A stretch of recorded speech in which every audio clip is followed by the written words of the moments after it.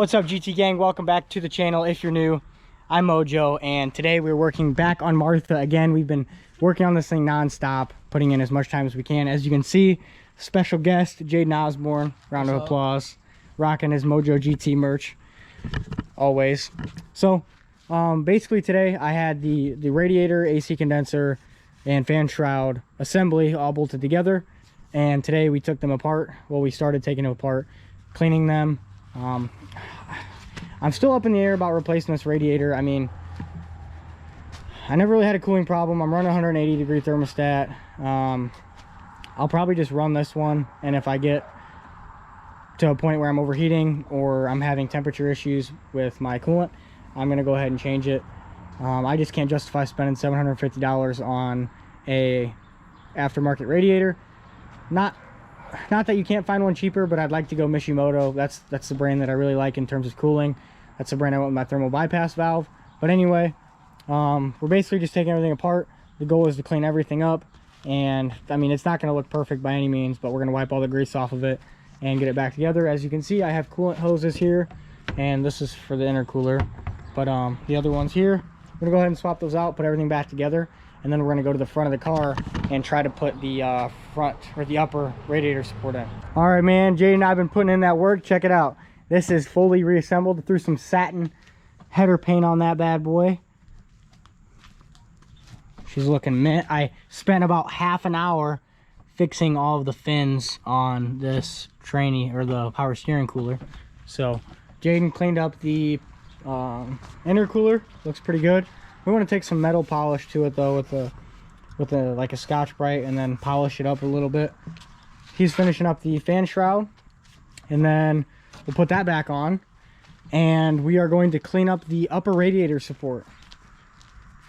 So it's just dirty, nothing crazy. We'll spray it down with some degreaser, wipe it off before we throw it in, and yeah, pretty excited. One step closer. Once that's clean, we're gonna go ahead and throw this back in the car, and then we're gonna finally have like the front end of the skeleton. It's gonna be pretty sick. So back at it with day two. Jaden is here with some metal polish. After he cleaned the intercooler, he's actually taken some metal polish to it, and it's already seeing some reflection, and there's a definite difference. What we're gonna do, or I'm gonna have him do, is do the bottom, and then we'll do basically a before and after as the part sits, and it'll look really cool. So I went and grabbed some compression fittings because I didn't know what size these brake lines are. So if you guys didn't know, hold on, let me show you what I did. So because I thought I was going to be able to put the motor just straight in, which obviously that didn't work, I cut the brake lines off here, right here, because if you know anything about these, you'll know they have 3 brake lines that go across the top and then to the ABS module, which I'm not a huge fan of. I would have done it differently, maybe along the radiator support or something like that, but it is what it is, right? When I cut those off, these were obviously very dirty, so we just cleaned those up, and whatever the distance that we actually added by adding a compression fitting, what we did was cut that much off of the brake line so it didn't add any length than what factory was. Say what you want about compression fittings, guys. I've used them before, they work just fine. So that being said, these brake lines are gonna get put on there. This is a 5/16 line, this is a 1/4 inch line, and this is a 3/16 line. I grabbed 1/8 inch, 3/16 and 1/4.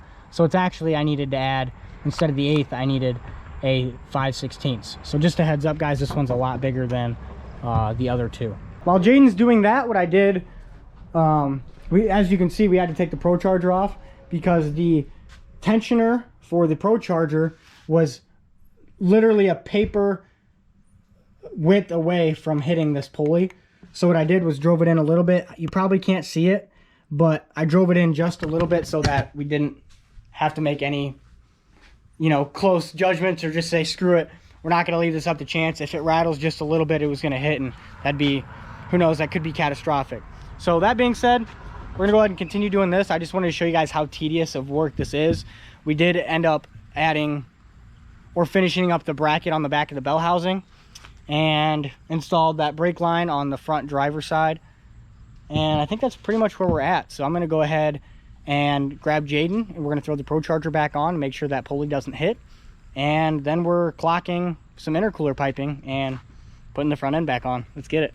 So right now I'm installing my thermal bypass valve from Mishimoto. So basically what this does, guys, is the factory thermal bypass valve is, it limits when your transmission fluid goes through the transmission cooler, which is a part of the radiator. So, or the AC condenser really, but it only lets your transmission fluid go through the cooler when it hits a certain temperature. With this bypass valve, it allows fluid to go through the cooler at all times. So obviously that's a gain, that's a positive. So that's what we're gonna do. It comes with the orientation of being a replacement for stock, basically. So I remove these two components after I opened it up and installed this piece. And now I'm just putting it back together. I lubed the O-ring and we're gonna go ahead and throw it back on and install the hoses onto this. Okay, so we're back at it with another day, and I have a couple parts that are going to help button up the engine bay. So we have some more insulation I bought extra just in case, but this is the stuff that I've been using. It is a silicone outside, fiberglass on the inside to protect my vacuum lines. So they are rated for about 180 degrees, so I needed to have some protection. And then I have a relay in my engine bay that is just dangling. It's going to hit the drive system for the Procharger. So I bought the relay, comes with a little bracket, should be able to swap it out no problem. That relay is right there, and I got that changed out. That was way bigger of a pain in the butt than I thought it was gonna be, but we're done, so that's all that matters. So here's kind of where I'm at, guys. I just terminated the line lock wires, and it was a pain in the butt to get around everything, but I definitely think I'm doing the right thing by doing all of them at once, get everything out of the way, doing one at a time.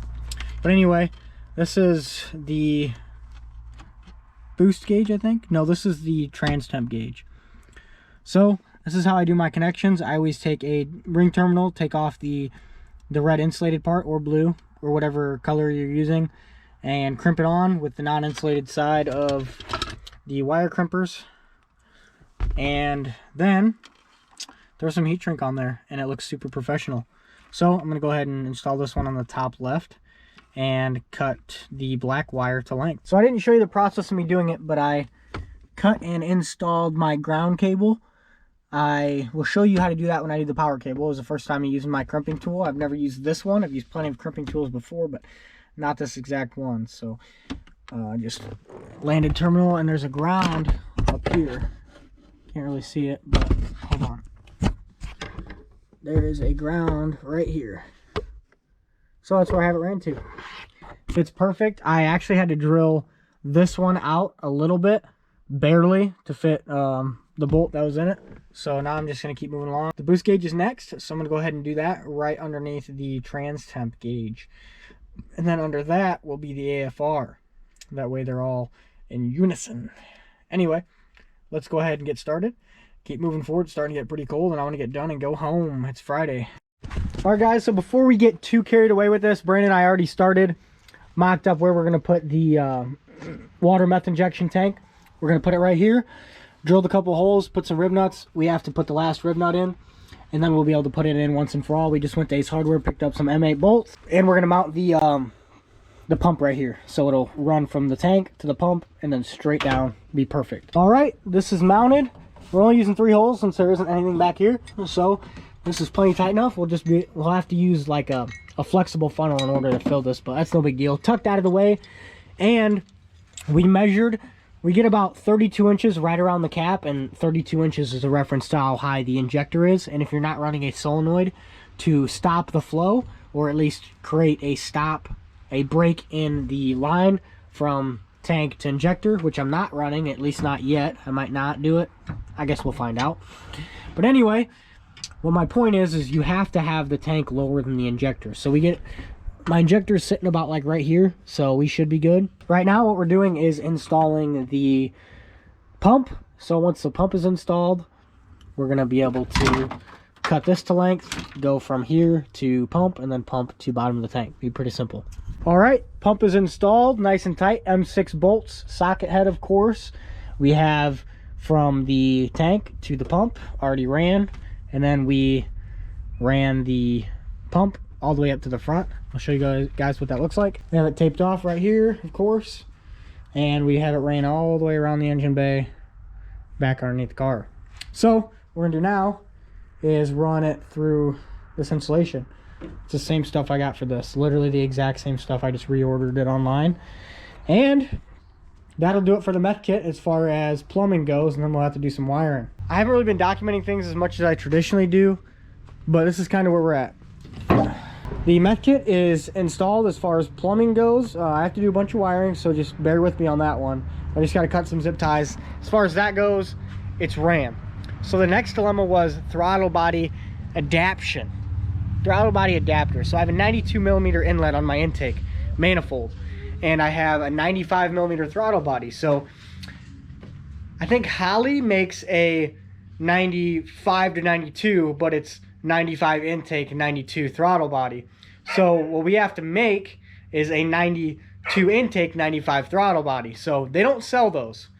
Trust me, I would have bought it. But I learned a lot from this process, and we have right here a 92mm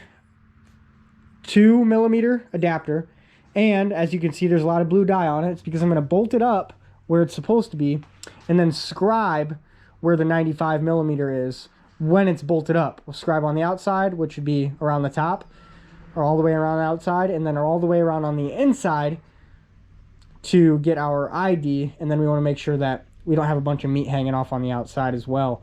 So that being said, basically all we did was match the gasket. So I have my throttle body with me. I'm going to bolt everything up, scribe it, and then we're going to take it back to my uncle's. My uncle's pretty old school. He doesn't really like to take a bunch of videos of him working, and he was doing most of the work. So I'm going to respect that. And I took pictures, like I said, they'll be right after this clip, and we're going to go ahead, bolt this up. Looks like I might have to file a little bit of these holes so that it sits flush to the intake, but no big deal at all. I'm super excited about this, guys, to have something that he taught me how to do. He actually let me run the mill for a little bit. He did most of the work. I don't want to take credit for it, but he let me cut the hole out, so it was pretty cool. He fine-tuned it a little bit, of course, but let's go ahead and throw this on. I'm done talking for a little bit, and I'm super excited. We're getting really close to starting this thing. Okay, so you're probably not going to see much of this, but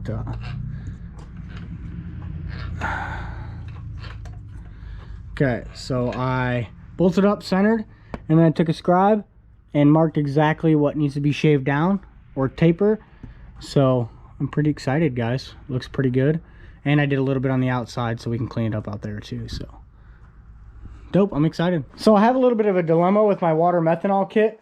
So it requires a boost reading for the controller in order to compensate with methanol injection depending on how much boost pressure you have.